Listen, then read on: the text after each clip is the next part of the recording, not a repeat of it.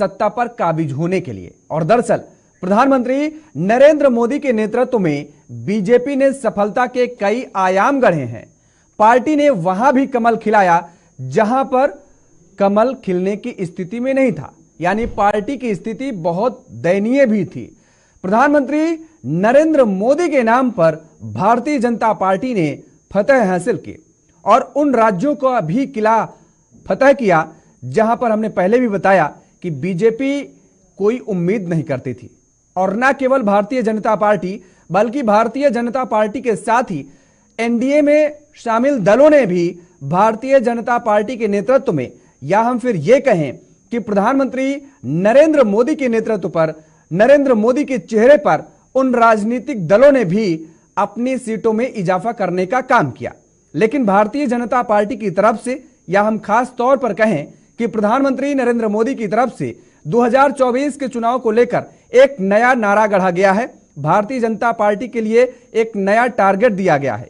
Target है 370 को touch करने का, यानी 370 सीटों को पार करने का 2024 के लोकसभा चुनाव में। और इतना ही नहीं, एनडीए के लिए भी टारगेट सेट किया गया है। वो टारगेट है 400 का, यानी नया नारा दिया गया है अब की बार 400 पार। अब देखने वाली बात यह होगी कि भारतीय जनता पार्टी इन 400 पार का आंकड़ा टच कैसे करती है। और आइए इन्हीं आंकड़े को समझने के लिए, गुणा गणित समझने के लिए हम अपने खास मेहमानों से चर्चा करेंगे। लेकिन उससे पहले जरा आपको समझाते हैं और बताते हैं कि क्या कुछ समीकरण कहता है। 2019 में भारतीय जनता पार्टी की क्या स्थिति रही और 2024 के लिए बीजेपी को क्या करना पड़ेगा। तो 2024 लोकसभा चुनाव में भारतीय जनता पार्टी ने उत्तर प्रदेश में 80 सीट लोकसभा की सीटों में से 62 सीटों पर विजय हासिल की थी। और अगर 2024 में 370 का आंकड़ा टच करना है तो कम से कम 75 सीटों को उत्तर प्रदेश में लाना होगा, जिनमें कि 19 के मुकाबले 13 सीटें अधिक हैं। महाराष्ट्र की 38 लोकसभा सीटों में 23 सीटों पर जीत बीजेपी ने 2019 में हासिल की। लेकिन अगर 370 का टच करना है आंकड़ा तो इस बार 28 सीटों को फतेह करना होगा, यानी 5 सीटें अधिक जीतनी होगी 19 के मुकाबले। बिहार की 40 लोकसभा सीटों में 17 पर बीजेपी काबिज है फिलहाल, और अगर 370 को टच करना है तो 20 सीटें जीतना होगा, यानी 2019 के मुकाबले 3 सीटें बिहार में भी जीतनी होंगी। आंध्र प्रदेश में कुल 25 सीटें हैं, जिनमें से 19 में एक भी सीट पर बीजेपी काबिज नहीं हो पाई थी। कम से कम 6 सीट जीतनी होगी इस बार। तमिलनाडु में 39 सीटों में 19 में बीजेपी का खाता नहीं खुला था, और अगर इस बार 370 का आंकड़ा टच करना है तो कम से कम 6 सीटें जीतनी होगी। पश्चिम बंगाल 42 सीटें हैं, 18 सीटों पर बीजेपी काबिज है और 26 सीटें उसे बंगाल में चाहिए इस बार 370 के आंकड़े को टच करने के लिए। इसके आगे अगर हम बढ़े तो वो आंकड़ा मध्य प्रदेश का आता है, 29 सीटें हैं, 28 पर भारतीय जनता पार्टी ने जीत हासिल की थी 19 के चुनाव में। कम से कम 28 सीटें तो चाहिए, यानी 2019 को रिपीट करना है बीजेपी को। कर्नाटक में भी 2019 को ही रिपीट करना है, और गुजरात का अगर जिक्र करें तो वहां पर भी 2019 के नतीजों को रिपीट करना पड़ेगा भारतीय जनता पार्टी को। यह बीजेपी के सामने बड़ी चुनौतियां हैं 370 को पार करने के लिए, और इसी पर बीजेपी हालांकि काम करती नजर आ रही है, लेकिन कितना सफल होगी ये आने वाला वक्त बताएगा। राजस्थान में 25 सीटों में 24 19 में पाई थी बीजेपी, और 2024 में भी 24 का टारगेट सेट करना पड़ेगा। उड़ीसा की 21 सीटों में 8 सीटों पर जीती थी बीजेपी 2019 में, और अगर 370 का टच करना है आंकड़ा तो 10 सीटों में जीतनी पड़ेगी, यानी 2 सीटें यहां पर भी अधिक जीतनी होंगी। केरल में 20 सीटें हैं, खाता नहीं खुला था, कम से कम 5 सीटें तो जीतनी ही पड़ेंगी केरल में भी बीजेपी को, और तभी जो नारा गढ़ा गया है उसको साकार बीजेपी कर पाएगी। और तेलंगाना की 17 सीटों में 4 सीटों पर बीजेपी काबिज है, 8 सीटें कम से कम चाहिए इस बार। असम में 14 सीटों में 9 पर है, 10 सीटें चाहिए। झारखंड में 14 सीटों पर बीजेपी काबिज है, 11 सीटें 19 में मिली थी 14 सीटों में, और 12 चाहिए, यानी यहां पर भी एक सीट इजाफा है चाहिए। पंजाब का अगर हम जिक्र करते हैं 13 सीटों में 2 सीटों पर काबिज है बीजेपी, कम से कम यहां 7 सीटें चाहिए, 5 सीटों पर इजाफा करना पड़ेगा। बड़ी चुनौती है पंजाब में भी इस बार बीजेपी के सामने। छत्तीसगढ़ की 11 सीटों में 9 सीटें बीजेपी काबिज है, इतिहास दोहराना पड़ेगा। 10 सीटें हरियाणा में हैं, जिनमें से 10 में 10 जीती थी, और इस बार भी हरियाणा में कुछ ऐसा ही प्रदर्शन करना पड़ेगा। दिल्ली के 7 में 7 जीती थी, और इस बार भी प्रदर्शन दोहराना पड़ेगा। जम्मू और कश्मीर में 5 लोकसभा की सीटें हैं, 2 भारतीय जनता पार्टी के खाते में, कम से कम 4 सीटें तो जीतनी ही पड़ेंगी इस बार फिर। और उत्तराखंड की 5 की 500 सीट बीजेपी के खाते में 19 में गई थी। इस बार भी अगर दोहराना है प्रदर्शन को तो कुछ ऐसा ही करिश्माई अंदाज में बीजेपी को आना पड़ेगा। और गोवा का अगर हम जिक्र करते हैं तो गोवा में भी 2 सीटों में 1 सीट है, यानी गोवा की 2 सीटें जीतनी पड़ेंगी भारतीय जनता पार्टी को। और हिमाचल अरुणाचल में प्रदर्शन को दोहराना पड़ेगा, 19 वाले प्रदर्शन को। और इसके साथ अब अगर हम त्रिपुरा, मणिपुर, मेघालय का जिक्र करते हैं तो यहां पर 2019 के प्रदर्शन को दोहराना पड़ेगा। मेघालय में 1 सीट जीतनी पड़ेगी, क्योंकि मेघालय में खाता नहीं खुला था भारतीय जनता पार्टी का। और आगे अगर हम बढ़ते हैं, अगले राज्य की तरफ चलते हैं, तो अंडमान निकोबार द्वीप समूह में खाता नहीं खुला था। चंडीगढ़ में 1 सीट है, 1 सीट पर जीत हासिल की थी। लद्दाख में भी 1 सीट पर जीत हासिल की थी बीजेपी ने। यहां पर भी प्रदर्शन दोहराना पड़ेगा।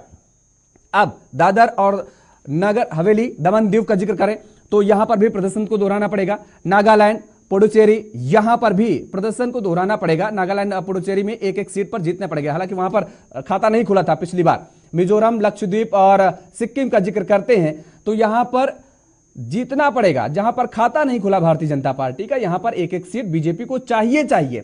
लंबी फहरिस्त है बीजेपी के सामने, यानी कड़ी चुनौती भी है। इतना आसान नहीं है भारतीय जनता पार्टी जितना कह रही है। और आज हम इसी बात को समझेंगे अपने खास मेहमानों से। और हमने इसलिए किसी राजनीतिक मेहमान को आज आमंत्रित नहीं किया है। और आज हमारे साथ कुछ विशेष मेहमान जुड़े हैं, आपका तारुफ करा देते हैं। डॉक्टर सुनील कौशिक जी हैं, वरिष्ठ पत्रकार हैं। विपिन शर्मा जी हैं, वरिष्ठ पत्रकार हैं। राकेश सिंह परमार जी हैं, आप भी वरिष्ठ पत्रकार हैं। और प्रभात त्रिपाठी जी हैं, आप भी वरिष्ठ पत्रकार हैं। 4 वरिष्ठ पत्रकार हमारे साथ जुड़े हैं। और सभी वरिष्ठ पत्रकारों का, खास मेहमानों का हमारे साथ जुड़ने के लिए बहुत बहुत धन्यवाद और सभी का स्वागत मैं करता हूं। तो भारतीय जनता पार्टी जिस तरीके से 400 पार का इस बार नारा बीजेपी ने गढ़ा है, 370 भारतीय जनता पार्टी के लिए टारगेट दिया है, क्या यह टारगेट सेट कर पाएगी, आज हम समझेंगे। डॉक्टर सुनील कौशिक जी, चर्चा की शुरुआत आपसे ही करते हैं। आपको देश का मूड, देश का मिजाज फिलहाल क्या नजर आ रहा है? देखिए योगेश जी, सारी रिपोर्ट तो आपने बता दी कि किस स्टेट में कितनी सीटों की आवश्यकता भारतीय जनता पार्टी को है।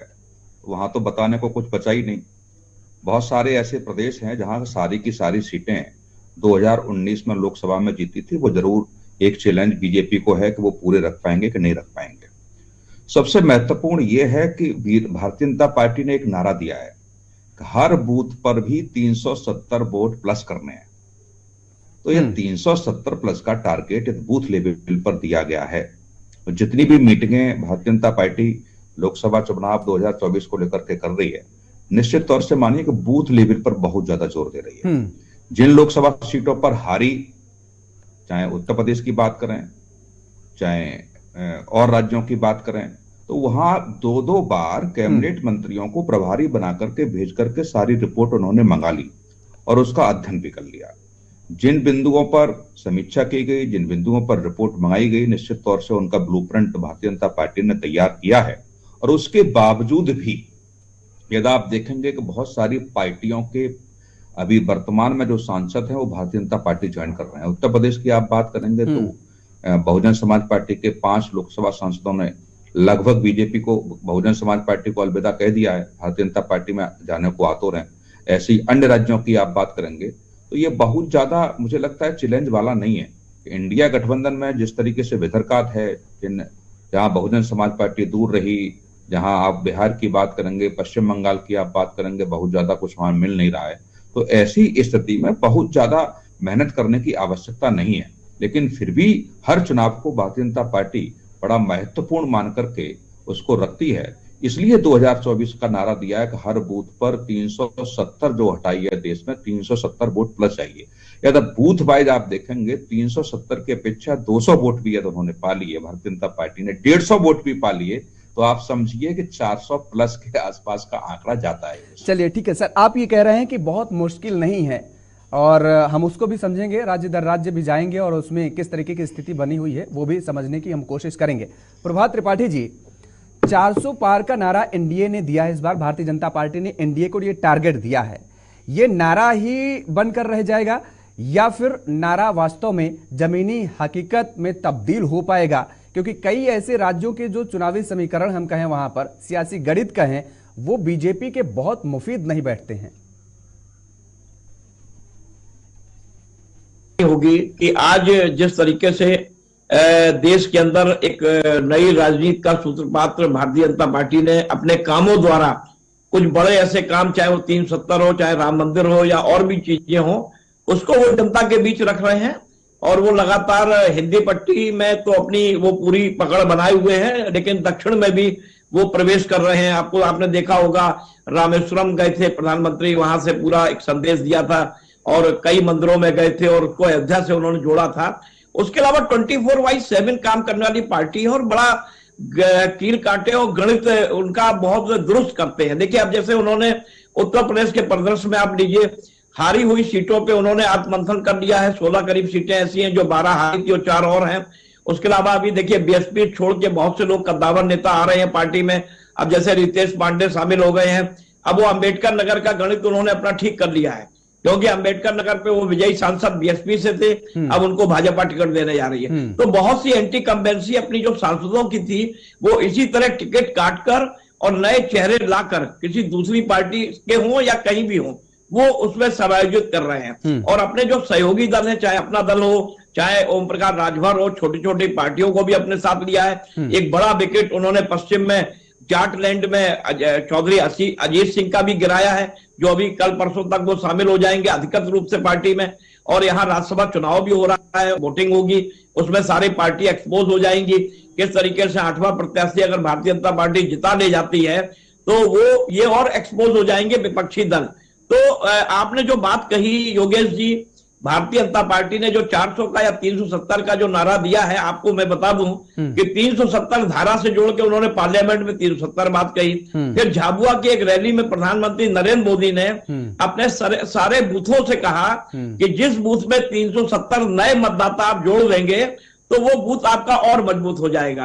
तो जो गणित और कील काटे भारतीय जनता पार्टी के हैं, वो निश्चित तौर पे ये बता रहे हैं कामकाज के आधार पे कि एक भारतीय जनता पार्टी का एक जो तीसरा चांस है हैट्रिक का, वो लगभग लगता हुआ दिखाई दे रहा है। और अभी आपने कल देखा होगा, आगरा में 2 लड़कों का फिर साथ हुआ और आगरा में उन्होंने जिस तरीके से कहा ये मोहब्बत की दुकान में खोल रहा हूं, नफरत जो है वो नफरत के लोग कारोबारी है, वो नफरत करते हैं और ये प्रेम का एक शहर है। यहाँ से हम लोग अपनी जो है जो अलायंस हुआ है 17 सीटों पे कांग्रेस का और बाकी जो समाजवादी पार्टी का, तो ये अभी मायावती के पत्ते नहीं खुले, उन्होंने अकेले लड़ने की बात कही। ठीक है, ये तो उत्तर प्रदेश की आप बात कर रहे हैं कि मायावती भी अपने पत्ते कहीं ना कहीं अपना वो ठीक है, प्रभात जी आ रहे हैं आपके पास, आएंगे सेकंड राउंड में आते हैं आपके पास। जिनको ये लग रहा है कि अगर बीजेपी में चले जाएंगे तो हम फिर से सांसद हो सकते हैं।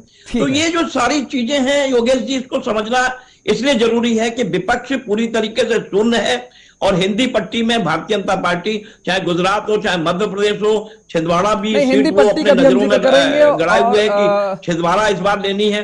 एक जो सीट कांग्रेस को मिली थी, उसके अलावा राजस्थान हो, नए नेतृत्व प्रभात जी रोकेंगे आपको, प्रभात जी रोकेंगे आपको, आ रहे हैं आपके पास, आएंगे। उत्तरांचल से यूपीसी पास कराया। देखिए भाई, प्रभात जी को आवाज में लेके आओ, प्रभात जी आएंगे आपके पास।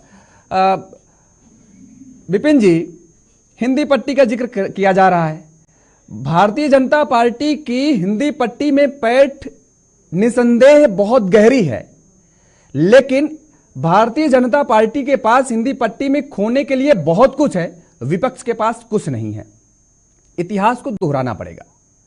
और दक्षिण में अगर हम जाते हैं तो बीजेपी की हालत पतली नजर आती है, एनडीए की हालत पतली नजर आती है। क्या समीकरण बनते नजर आ रहे हैं? 370 नारा है या फिर धरातल पर आपको उतरता नजर आ रहा है? हर एक राजनीतिक दल अपना मनोबल 7वें आसमान पर रखता है और यह स्वाभाविक भी है।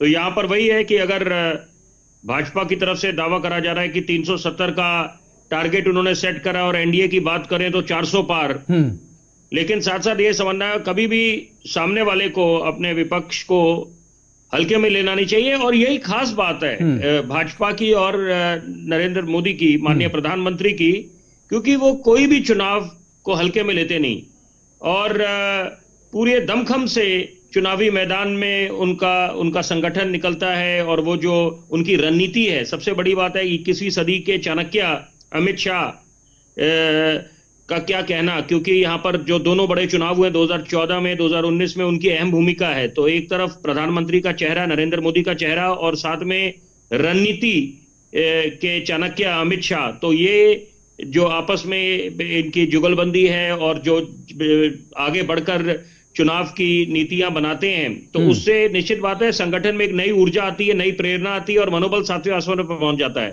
लेकिन यहाँ पर एक बात तय है कि सत्ता पे काबिज कोई नहीं रह सकता हमेशा के लिए। तो यहाँ पर आपको चुनावों में अपने, क्योंकि यहाँ पर आप अगर बोलें कि इंडिया अलायंस का गठन जो है वो दिन बर दिन कमजोर पड़ता जा रहा है, और जिसका अनुमान, अंदेशा जताया जा रहा था डे वन से कि यहाँ पर सीट शेयरिंग को लेकर पेच फंसेगा, तो वही बात है।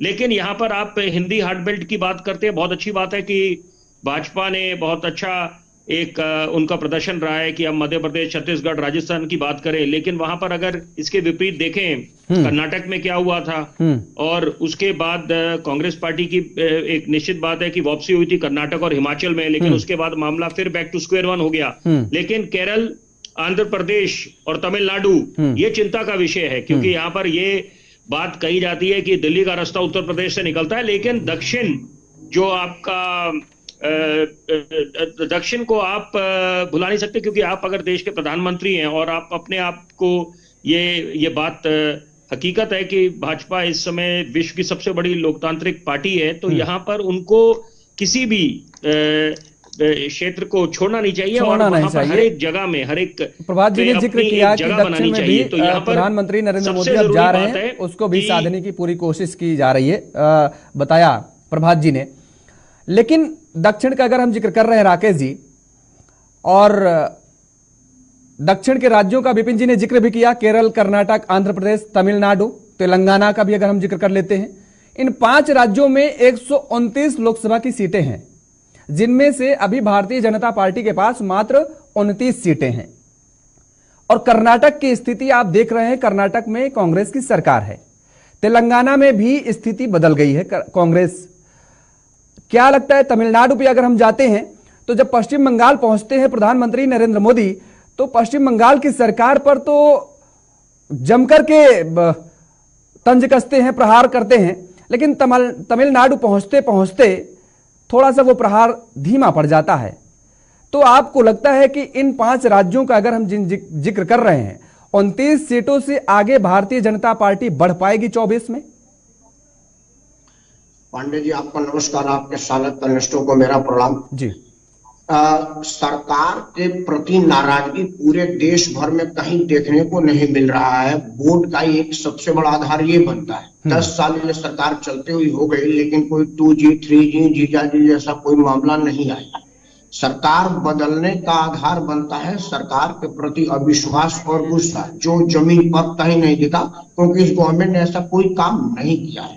आपने दक्षिण की बात की, दक्षिण भारतीय जनता पार्टी के लिए शुरू से एक महंगा टास्क और मुश्किल टास्क रहा है। कर्नाटक के अलावा और कहीं भाजपा है नहीं, लेकिन नरेंद्र मोदी ने क्या किया है कि चिरंजीवी के साथ उनका बातचीत चल रहा है।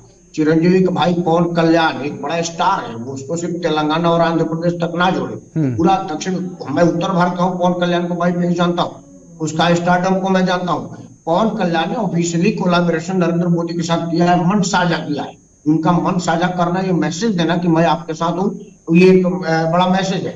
कर्नाटक में जेडीएस के साथ समझौता हुआ है। जेडीएस का एक अपना वहां फैक्टर है, वो उसको इग्नोर नहीं किया जा सकता। तो इन सब जो गोटियों को फिट कर रहे हैं नरेंद्र मोदी दक्षिण भारत में, वो पॉजिटिव देगा ऐसा मुझे लग रहा है। एक चीज आप भूल रहे हैं,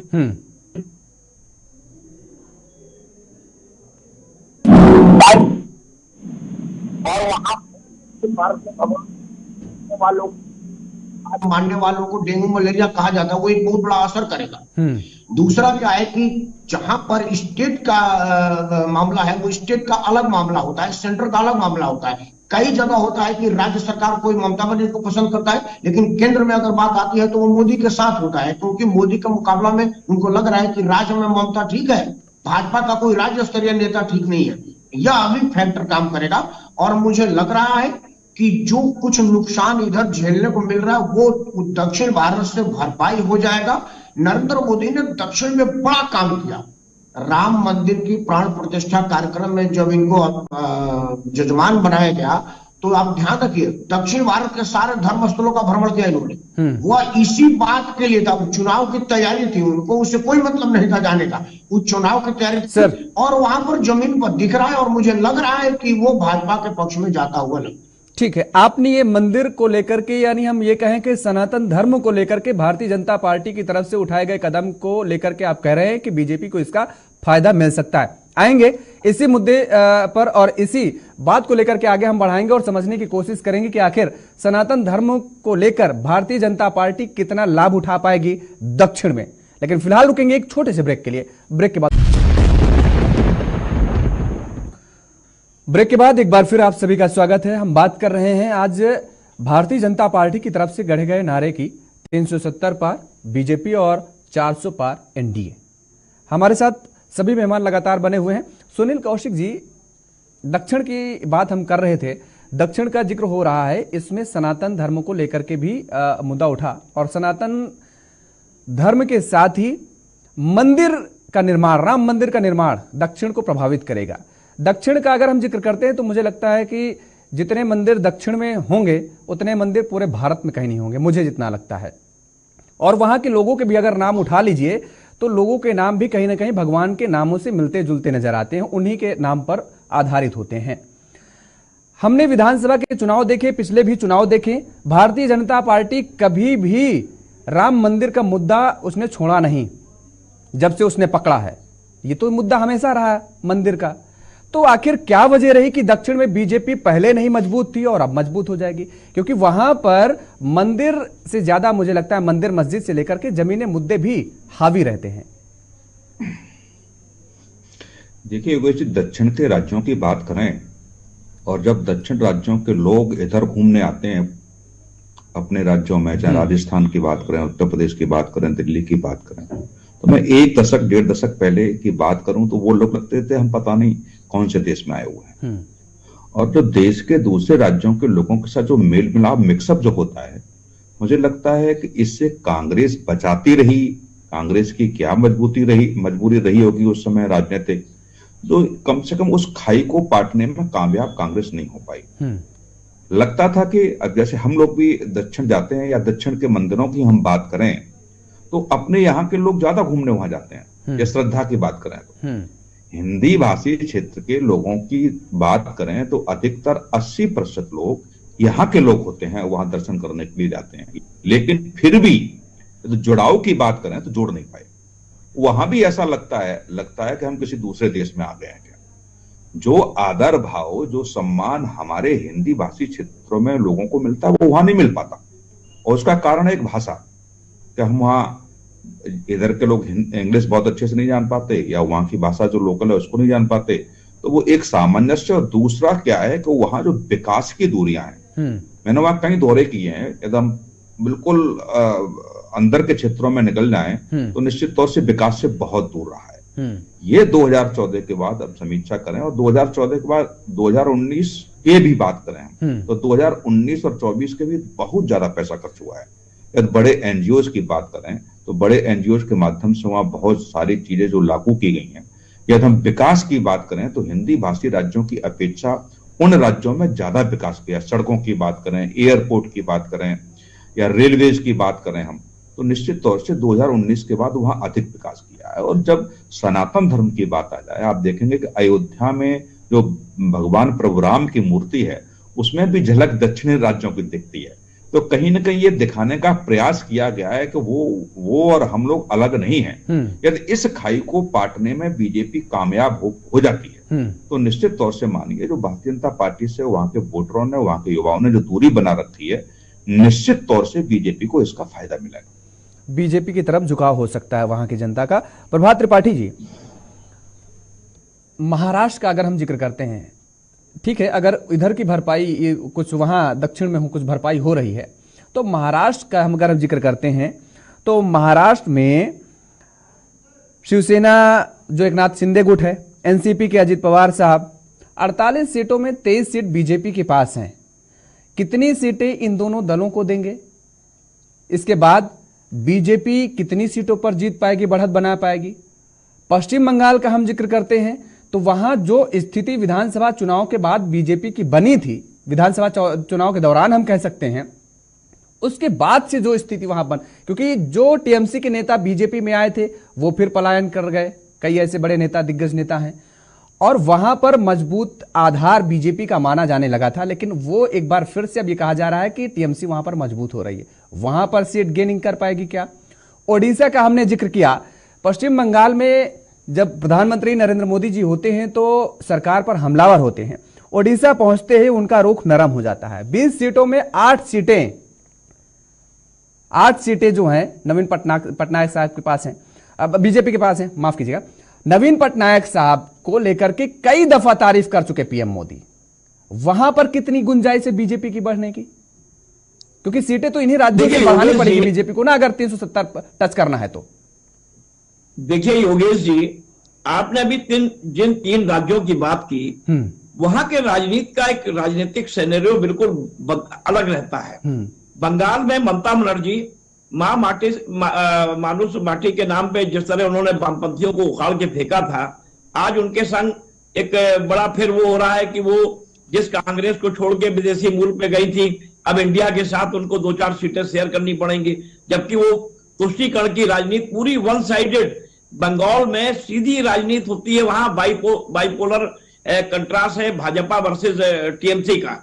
लेकिन बीच में 2-4 सीटों में इंडिया गठबंधन आ गया, मजबूरी है इंडिया गठबंधन की, और वहां ममता बनर्जी एक शेरनी की तरह है वहां पे बंगाल में, इसको कोई इनकार नहीं कर सकता है भारतीय जनता पार्टी, लेकिन बहुत तेजी से वहां पे अपने आप को ग्रो कर रही थी, लेकिन बीच में कुछ स्थितियां खराब हुई। लेकिन फिर एक राजनीतिक प्रयोगशाला वहां खुल गई है, जो बराबर वहां लोग अभी जा रहे हैं, और जिस तरीके से वोट पोलराइज हो रहा है। देखिए सवाल इस बात का है, आप इसको समझिए, चाहे महाराष्ट्र हो चाहे उड़ीसा में तो बीजू पटनायक का बहुत मजबूत गढ़ है, उस गढ़ में मोदी जी गए थे, वो इसलिए तारीफ कर रहे हैं कि बीजू जनता दल के साथ उनका अलायंस हो सकता है।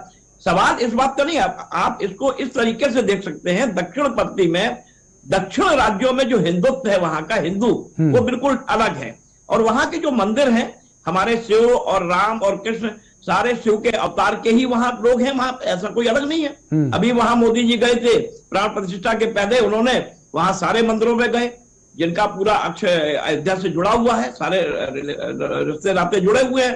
तो अब जम्मू कश्मीर में श्रीनगर, जम्मू की पार्टी बीजेपी कही जाती थी, 370 हटाने के बाद श्रीनगर में भी सीट एकाध लेने की स्थिति बन गई है। तो भारतीय जनता पार्टी की पूरे देश के अंदर एक मोदी, देखिए मोदी जी काम भी कर रहे हैं, ऐसा नहीं कि काम नहीं कर रहे हैं। आज उन्होंने कितना रेलवे का कितना बड़ा आधुनिकीकरण और कितने रेलवे स्टेशनों को उन्होंने देश के नाम समर्पित किया, कितने आधुनिक स्टेशन हो रहे हैं, चाहे एयरपोर्ट हो। डेवलपमेंट भी देखिए एक मेन मुद्दा है, राम मंदिर मुद्दा, ये आस्था और धर्म, हिंदुओं का एक सनातनी धर्म जो है अगर मजबूत हो रहा है पूरे देश के अंदर, ये नहीं कि कोई हिंदी पट्टी में हो रहा है या दक्षिण पट्टी में नहीं हो रहा है, ऐसा नहीं है। हम हिंदी पट्टी और दक्षिण पट्टी से इसको जोड़ के अगर राजनीति देखते हैं, कांग्रेस ने अब यूपी से पलायन कर गए, कांग्रेस दक्षिण वहां चले गए।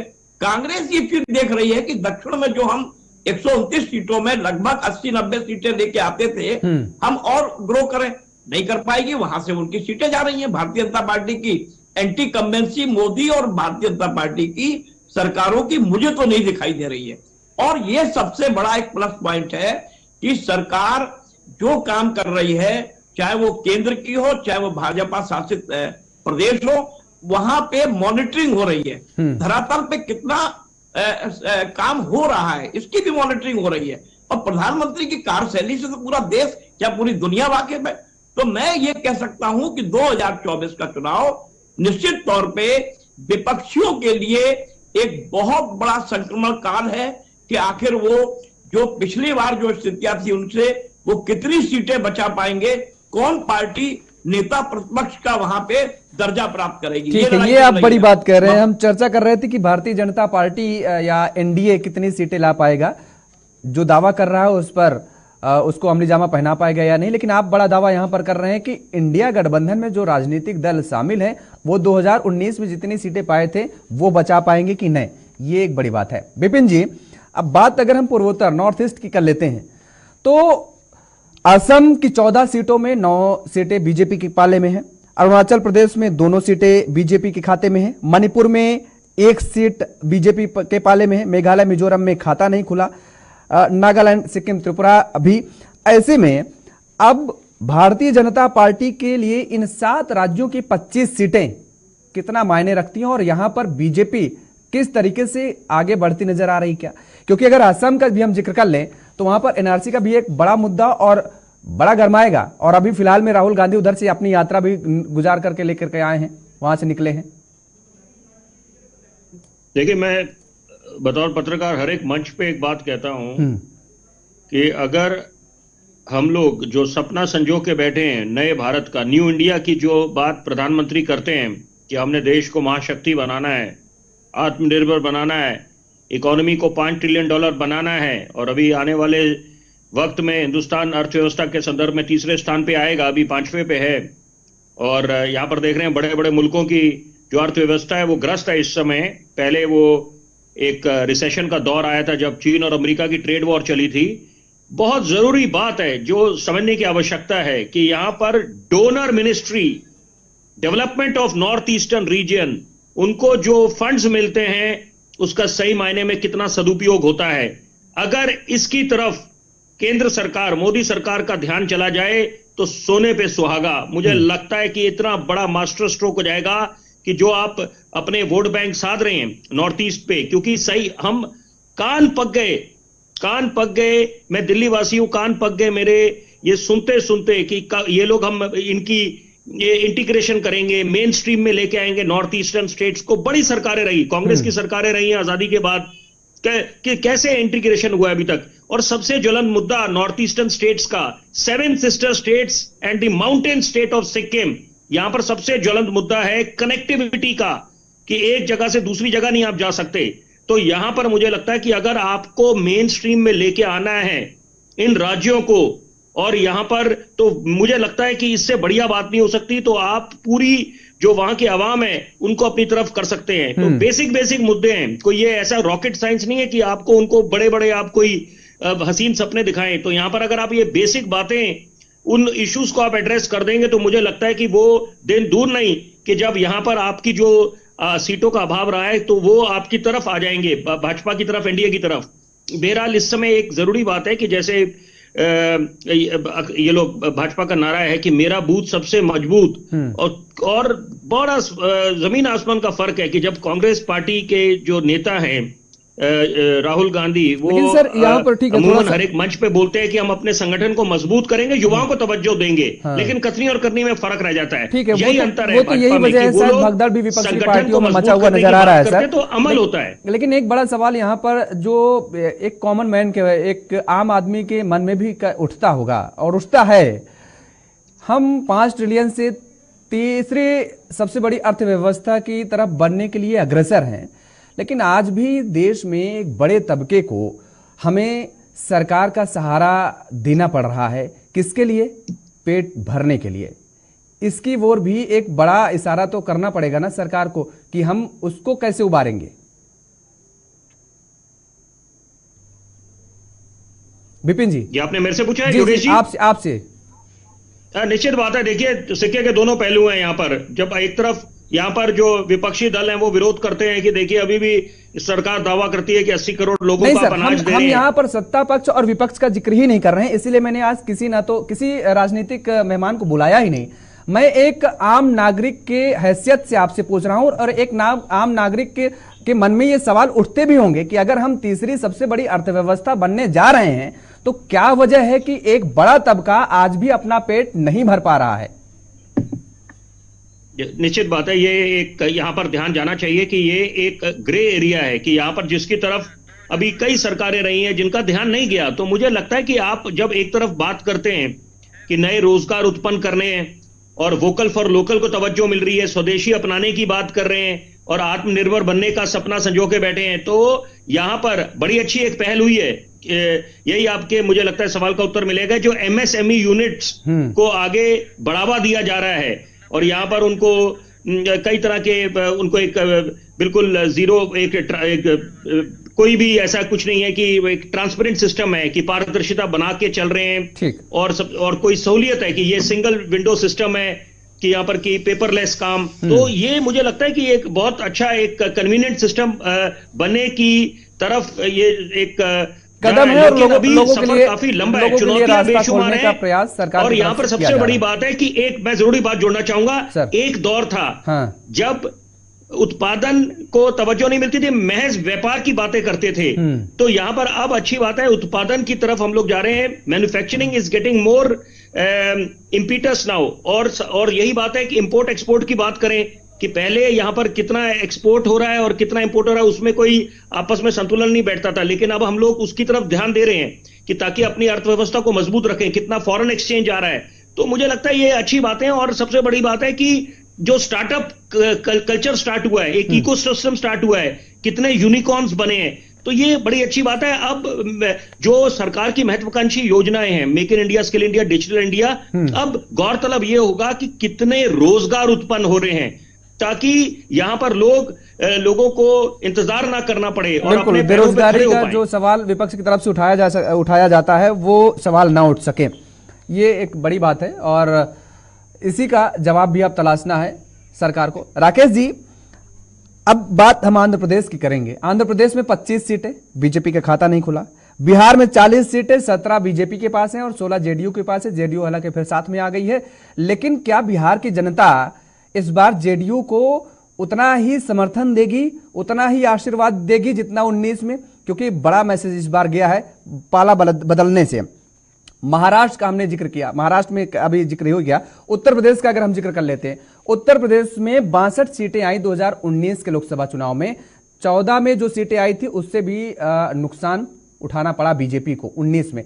क्या उस नुकसान की भरपाई इस 24 में कर पाएगी, लगता है? पांडे जी, इसका जवाब से पहले जो शर्मा जी से आपने पूछा था अनाज फ्री वाला, 81 करोड़ लोगों को हम फ्री में अनाज दे रहे हैं, जिसमें 71 करोड़ लोगों को अनाज की जरूरत नहीं है। वो 24 का चुनाव और 25 का चुनाव जीतने के लिए दे रहे हैं, यह सच्चाई है।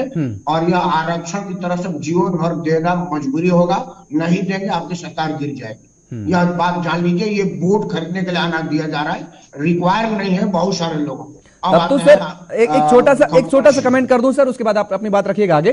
तब तो सर ये सीधे तौर पर 71 करोड़ लोगों को आपके मुताबिक ये घूस दिया जा रहा है सरकार की तरफ से या बीजेपी की तरफ से? हाँ, बिल्कुल घूस दिया जा रहा है वोट खरीदने के लिए। उनको रिक्वायर नहीं है। हाँ, कुछ लोग होंगे जिनको रिक्वायर्ड है, लेकिन मैक्सिमम लोगों को अनाज की जरूरत नहीं है। वो स्वावलंबी है, उनके पास अनाज है।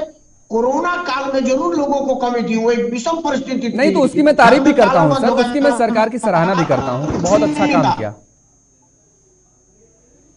कोरोना काल में बढ़िया किया था, अब गलत कर रहा है। कोरोना काल की परिस्थिति को अभी से ना जोड़े।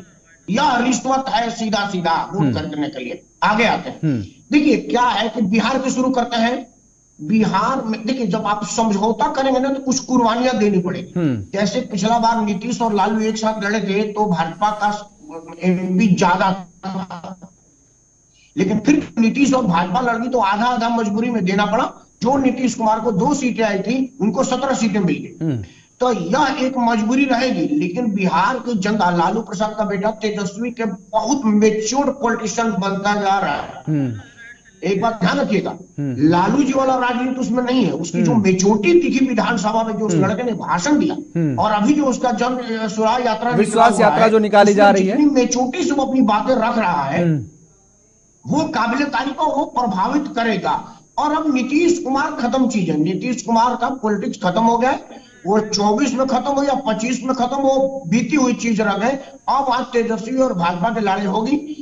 केंद्र के राजनीति में लालू प्रसाद भी चाहेंगे कि मोदी की से बहुत ज्यादा छेड़छाड़ ना किया जाए, और संसद में भाजपा बिल्कुल आपके कहने के मुताबिक सर सीधे तौर पर अब आरजेडी मजबूत होती नजर आ रही है और नीतीश की जो सियासी जो कैरियर था उसमें कहीं ना कहीं साख लगी, साख में कहीं ना कहीं बट्टा लगता नजर आ रहा है।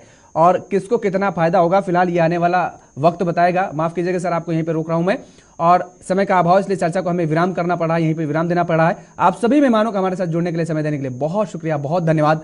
तो 2024 की तैयारी में सभी राजनीतिक दल लगे हुए हैं, लेकिन तैयारी किसकी कामयाब होगी ये आने वाला वक्त बताएगा। मेरे साथ फिलहाल इतना ही। खबरों के लिए आप देखते रहिए JK 24/7 न्यूज। नमस्कार।